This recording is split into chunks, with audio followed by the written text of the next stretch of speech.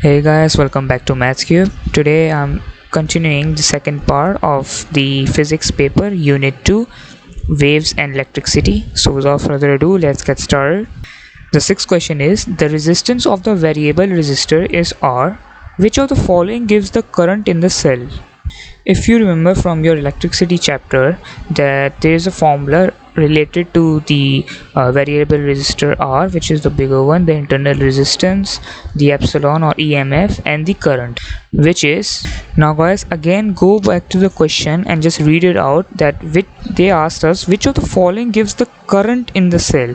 They are asking us to find the current in terms of the EMF and the resistance with the internal resistance. So what I'll do is, to make I the subject here, I'll divide everything by R plus R, which is a small one.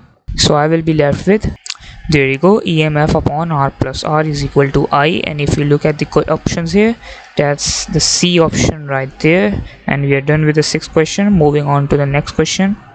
A graph of displacement against time for a point on a transverse progressive wave is shown. So the displacement against time is being shown on the graph, and they ask us to find which of the following statement is correct. So looking at the options here, the A part is, the amplitude of the wave is 20 centimeter. And if you look back at the amplitude, if you don't know what amplitude is the maximum displacement from the equilibrium. So that's this part right here. In maths you have learned that. So the amplitude you can see is the maximum 10 centimeter. So this is not the option right here. And the second part, or the B option, is the frequency of the wave is 2.5 hertz. So guys, to find the frequency, what we do is we just divide 1 upon t. So that's the easiest way to find the frequency.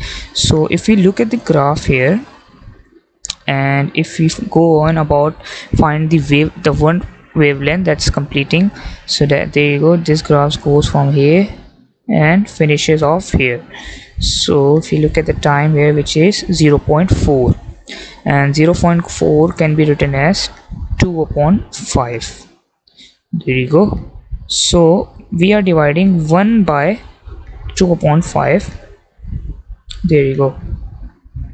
So whenever you don't know how to divide 1 by a decimal, you can also multiply it and flip the fraction here.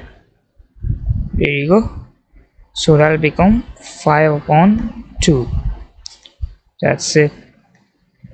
And we know that 5 upon 2 is 2.5, and the units are hertz for frequency. So this is the answer. And if you look back and check all the options right here, they say the C part is, the period of the wave is 0.2 seconds. So if we look about the period, nope, it's not, it's half of it. So this is not the answer. The wavelength of the wave is 0.4 meters. So the mistake in this statement is, first off, we are not measuring anything in meters, so these are not the right units. And the second and the foremost mistake is that the wavelength can never be found out by displacement against time graph. So we are left with the B part, and the seventh question is done. Moving on to the eighth question. A ray of light travels through glass towards a boundary between glass and air.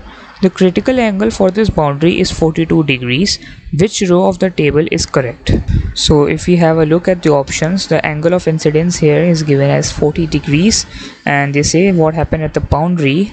There you go. So if we draw a diagram like that, and that's, you can say this whole area is the glass, and it comes out of air.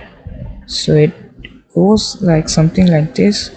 It bends around, but it does not, all of the light is reflected. There will be some kind of reflection in this area, so we can't ultimately say that all of the light is reflected, because glass and air, the density is not that big. So A is not the option.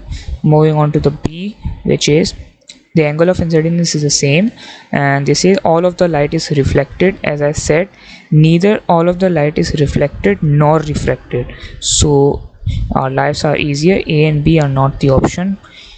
So the C part is the angle of incidence given is 45 degrees, and they say that all of the light is refracted. So if we look back at the diagram here, we have a formula of theta I, you can say the incidence, minus 45 degrees. So if I just plug in this value in, I don't find any refraction happening. So the only option left is the D part here, which is the angle of incidence is 45 degrees, and they say all of the light is reflected, and according to the critical angle, or if you use this formula, this rule applies to the total internal reflection, and despite having this angle of incidence, the light does reflect back, all of the light, you can say. There you go. Now the 8th part is done. Moving on to the 9th part. So the 9th question is, in 1924, de Broglie suggested that electrons have wave properties. The de Broglie equation states that the lambda is equal to h upon p, where lambda is wavelength, h is the constant, and p is the momentum, you can say. Which of the following is correct? Just let me label it for the students who are beginning with or facing some trouble here, just recognizing these terms. So if you look at the first option, the de Broglie wavelength is independent of mass of the particle. So if we look at the problem here, the wavelength is that side on over the edge equal to or on the other side of the equation, and then we have our equation for p, which is momentum, and momentum is described as mn into v. And we can clearly see that this is a wrong statement, because the de Broglie wavelength is not independent of mass of the particles, and that's inversely proportional, so that this is not the option right there.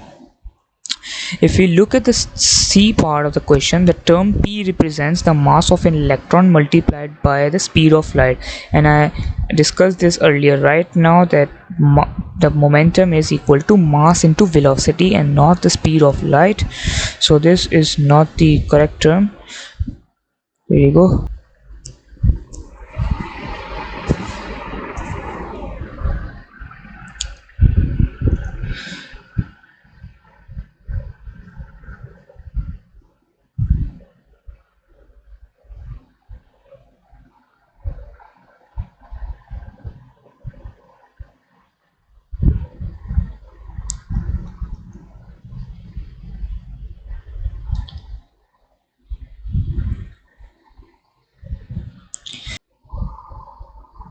Moving on to the last question of this MCQ. The last question is, in a series circuit, 3.1 into 10 to the power 19 electrons pass a particular point in time of 30 seconds. Which of the following gives the magnitude of the current in amperes in this circuit? So mark everything they have provided us with. So they say that in a series circuit, 3.1 into 10 to the power 19 electrons, and they have given a time of 30 seconds, and they ask us to find the magnitude of the current in amperes. There you go. So the formula to find the current is I, which can be written as that, and I is equal to the charge upon time. As simple as that. The formulas will be given in the formula sheet, so don't have to memorize it, guys. Remember that they have given us the 30 seconds, that can be written as it is. There you go. And we have not been given the charge, the total charge, you can say, but we have been given the electrons, and to convert it into the charge, the formula is n into c. There you go. So my n value is the number of electrons which have been given, and the c is the charge on an electron. So the charge on an electron is a constant value, which is 1.6 into 10 to the power 19 or minus 19. There you go. And if you look about the question, we know that we have nc upon 30, and we are multiplying the number of electrons with it, so the b part cannot be the option, and this can't be option, and we are not multiplying the time, so our c is not the option. The only option we are left with is the a part, and that's our final answer. Thank you for watching, guys. Stay tuned for more videos from this series.